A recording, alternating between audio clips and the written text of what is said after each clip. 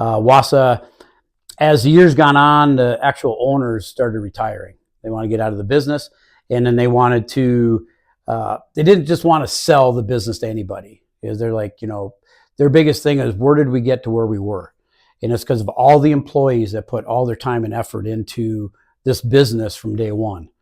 And so they wanted to figure out how to give back to the employees at the same time. So what they did is they got with a third party, and they actually converted Wausau Supply into an ESOP company. So it is privately owned. It is employee owned. So every employee in the business actually earns stock into the business. And that's where your ESOP company comes from. And that's how your retirement plan comes out of your ESOP. So as long as the business keeps growing, whether it's machinery, buildings, price and material, selling more, as long as the price of the business keeps going up, the price of the ESOP keeps going up. And then when you retire, I don't know if all ESOPs are the same way, but ours pays out in 5 years. So every September, once you retire, at the end, every September, a check goes out. And once, so you get your first check, and you got 4 more years. Well, in that 4 years, your ESOP can keep going up as long as the business keeps progressing. So on an average, an ESOP will have a 400 to a 500% return compared to a 401k. Most people in about 20 years. For our business, it has skyrocketed. We have been boosting our ESOP up, in the hundreds of dollars. Where on a normal ESOP, you're probably looking at $50 to $75. It's just, we just boomed really fast in a quick period.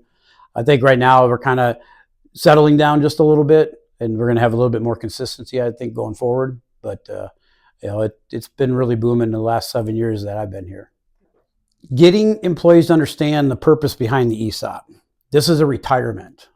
So, a lot of what we see these days is everyone is always looking for more money, more money, more money. So they're bouncing jobs.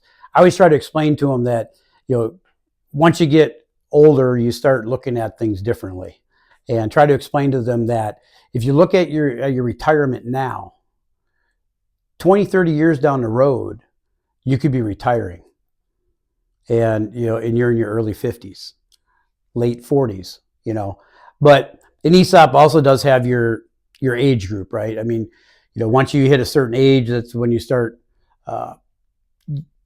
it works. You can take money out and put it into another savings or retirement fund by a certain percentage. We can actually pull 25% out twice and 50% out once, but you're looking at from the age of 55 and the age of 60. So that makes a difference right there. But I mean, just imagine how we explain the ESOP is, we had one of our employees said, use my ESOP. He started when he was 18. And his ESOP is sitting at over $1 million right now. And so he started when he was 18, and I think we're already 2 or 3 years into the ESOP. So 18, 20 years, he's 38 years old, 40 years old, and really could retire right now if really wanted to, So it's, every ESOP business is a little different, but think of at the end of the retirement, when your time to walk out, just look at what you can do, and then put a 401k on top of that. We got employees that have been here for 23 years, and here currently in my facility, it's been tough keeping people. It's all personal stuff, and plus where we're located. A lot of people don't know where we're at, and they never heard of us before. But we have, just over the last 5 years, we are averaging almost 20 people a year retiring that have 20 plus years, and we have over 800 employees. I think it's 21 warehouses and 5 production facilities throughout the country.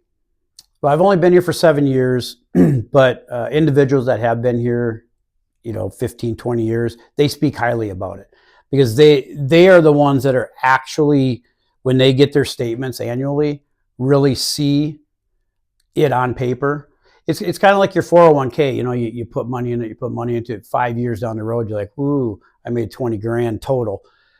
It's kind of the same concept, but the difference is you see bigger jumps. And because it's stock, right? And if the price goes up, you're getting the higher stock dollars for the first pieces of stock that you got. And one individual we got here, 1 year we do an annual meeting every year with the president of the company, and we talk ESOP. What we did, the previous year, what we're looking at for the following year, where our ESOP is at, how we're currently doing. And this individual actually brought all his statements to show all the, the 1 year guys, the 2 year guys that look, it's real. Then we have retirees that come back because they are still invested, right? Because they still got 2-3 years left to get paid out. They want to come back and say, thanks for all what you guys are doing. My ESOP just went up more.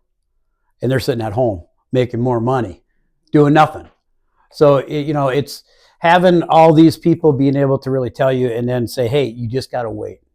Then you're going to start seeing it. And then they get here 4 or 5 years, and then they start seeing the increase, and then they get more excited. Yeah, when I first started here, the ESOP was $480.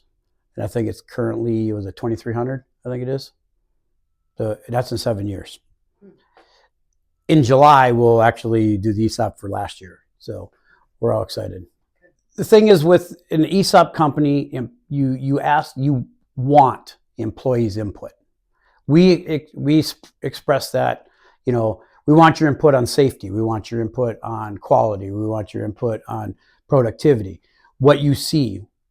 We just did an event here. They wanted us to see if we could figure out how to run 3-inch trim on our line and be able to flip it. You don't need fancy engineers. Use your employees. They run the equipment. They had great ideas, and we were able to figure out how to operate the equipment and make it work the way it wants. From their ideas. So you actually get, to me, I feel employees seem to get more involved and wanting to make a business better. And that's what I've seen in my short time here. Now, it's not every employee, obviously. Some just want to come just do their job and go home. But there's a lot that I have in my facility that really put their heads together and really try to make change, And so I'm all for change. Give me an idea, prove it out, and then we'll go forward.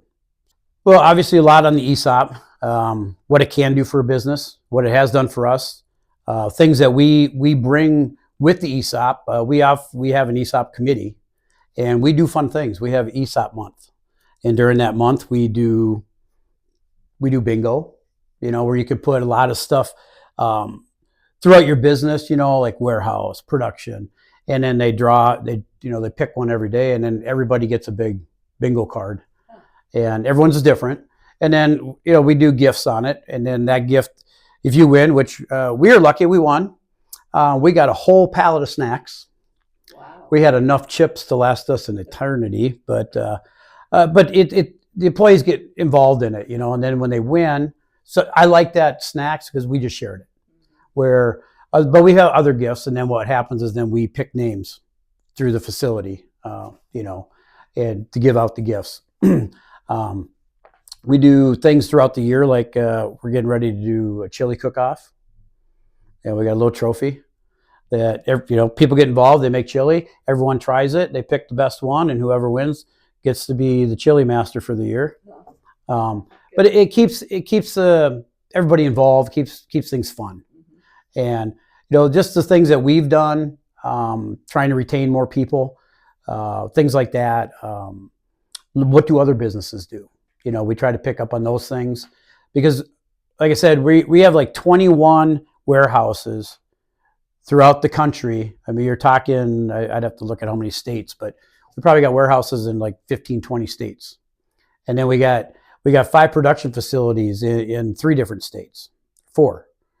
And you're one of those. And I'm one of them. And everybody's different.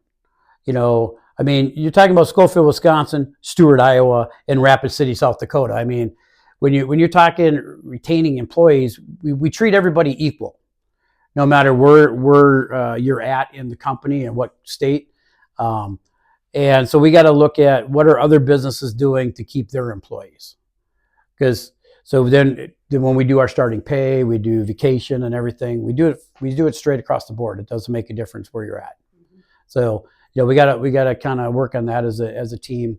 what are you seeing in your states? What are happening over here? What are other people doing to try to keep their people? And we've made changes by what other people have done too. That's where going to this would also help us, at least maybe just even if it's just in Stewart, Iowa, give us what are other people doing to keep their employees. We are very small here in Stewart. I am down to, I think, 19 total employees, and we run 3 shifts, basically 24/7. We made a lot of changes to talk about with, we added a line in one of our other facilities, and what they can do with that new line means we don't have to run our smaller line for a lot of things. And then what we did with the 3-inch trim here on our facility, we can paint it here now if need be on our big line instead of our small line.